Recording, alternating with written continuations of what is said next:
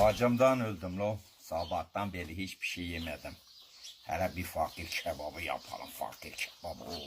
Oh. Fakir kebabı yemeyen adam mıdır? Domates yemeyen adam mıdır?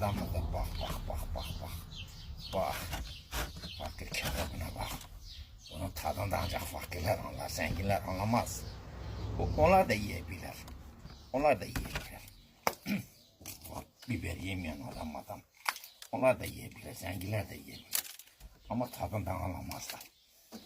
Fakir kebabı yemeyen adam. Vıy ne oldu lo? Vıy çok iyi. Tüh.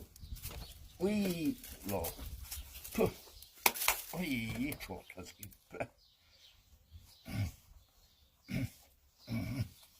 Oh. Acımdan öldüm lan. Bugün hiçbir şey yemedim.